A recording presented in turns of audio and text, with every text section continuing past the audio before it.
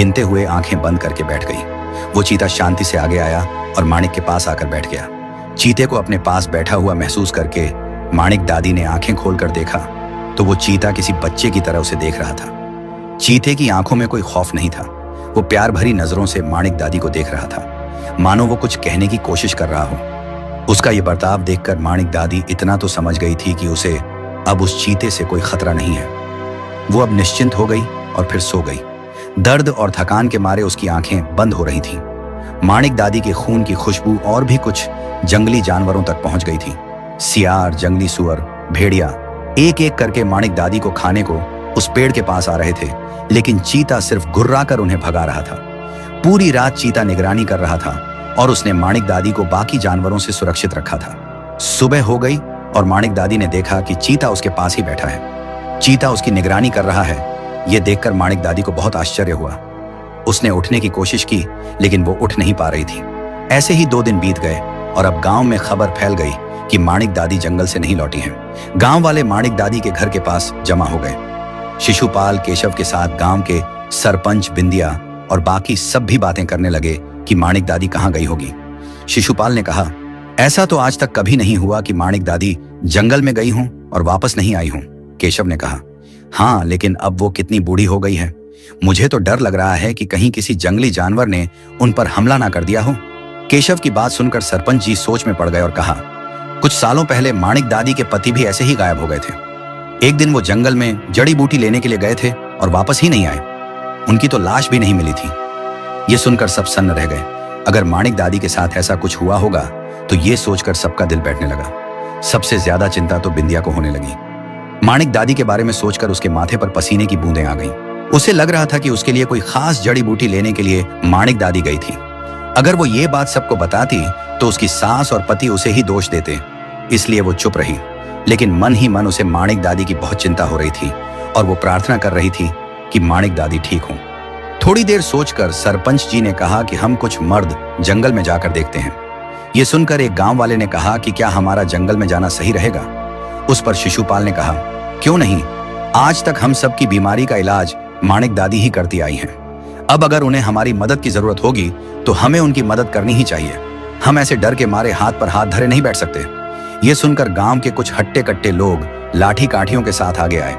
उन्होंने कहा कि हम सब मिलकर जाएंगे तो जंगली जानवर हमारा कुछ नहीं बिगाड़ पाएंगे। उनका ये जोश देखकर सरपंच जी के साथ शिशुपाल, केशव और बाकी सब जंगल में जाने लगे। जो डर रहे थे वो अपने अपने घर वापस चले गए। बहुत सारे मर्द हाथों में लाठियां लेकर एकजुट होकर जंगल की ओर बढ़ने लगे। कुछ देर के बाद सब जंगल में पहुंच गए, लेकिन उन्हें माणिक दादी कहीं दिखाई नहीं दे रही थी।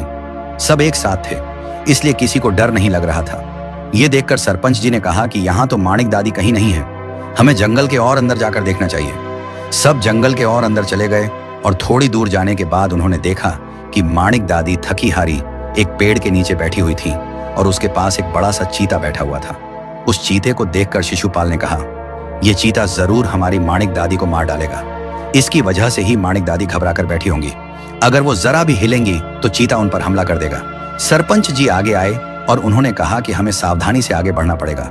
हमारी जरा सी लापरवाही कहीं माणिक दादी को मुसीबत में न डाल दे। केशव ने सरपंच जी की बात को दोहराते हुए कहा, हाँ, आप ठीक कह रहे हैं, हमें इस चीते को पहले दूर भगाना पड़ेगा। लेकिन एक बात समझ नहीं आ रही कि ये चीता माणिक दादी के पास इतनी शांति से कैसे बैठा है। वो सब बाद में सोचेंगे, पहले माणिक दादी को उस चीते से दूर करना पड़ेगा। ऐसा कहकर सरपंच जी धीरे धीरे आगे आने लगे। उनके पीछे सब आ रहे थे। सबने अपने हाथों में लाठियां कसकर पकड़ रखी थी। सब आगे आने लगे और उन्हें देखकर चीता गुर्राने लगा। उसके गुर्राने की आवाज सुनकर माणिक दादी ने अपनी आंखें खोली और गांव वालों को चीते को मारने के लिए आता हुआ देखकर कहा, नहीं, इस पर हमला करने का विचार भी मत करो। ये मुझे मारने नहीं, मुझे बचाने आया है। माणिक दादी की ये बात सुनकर सब जहां थे वहीं रुक गए। शिशुपाल ने कहा, माणिक दादी, तुम ये क्या कह रही हो?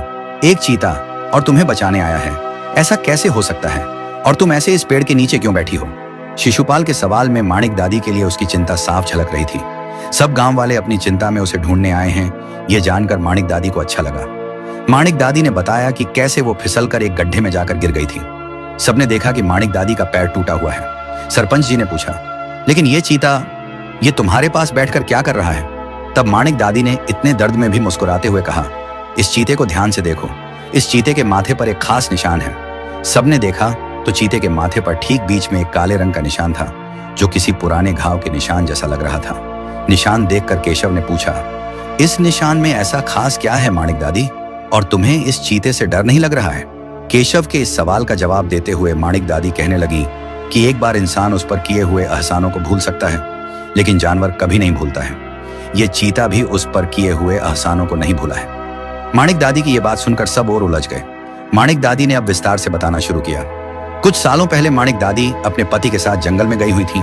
तब उन दोनों ने देखा कि लोहे के एक जाल में चीते का एक छोटा सा बच्चा फंसा हुआ है। दोनों भागकर उसके पास गए। दादी के पति ने कहा कि किसी शिकारी ने जाल बिछाया होगा।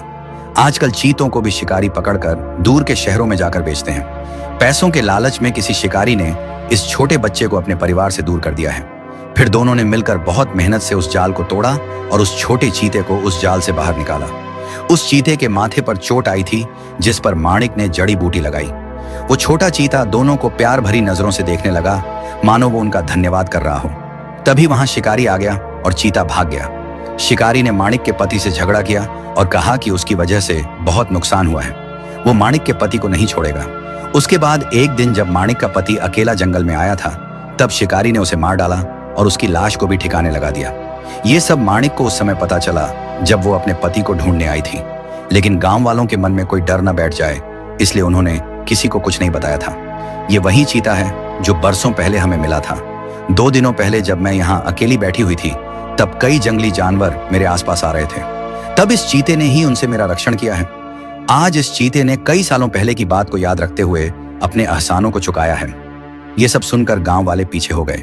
चीता समझ गया कि वो सब उसे मारने नहीं आए हैं और अब माणिक दादी भी सुरक्षित हैं। चीता धीरे से उठा और एक बार फिर से उसने माणिक दादी की तरफ उन्हीं नजरों से देखा जैसे उसने पहले देखा था। माणिक दादी की तरफ देखकर उसने अपनी गर्दन झुकाई और झट से एक छलांग मारकर दूर झाड़ियों के पीछे चला गया। गांव वालों ने मिलकर माणिक दादी को सहारा दिया और उसे लेकर गांव में आ गए। कुछ दिनों के इलाज के बाद माणिक दादी ठीक हो गई, लेकिन एक चीते ने उस पर किए हुए एहसानों का बदला इतने सालों के बाद चुकाया।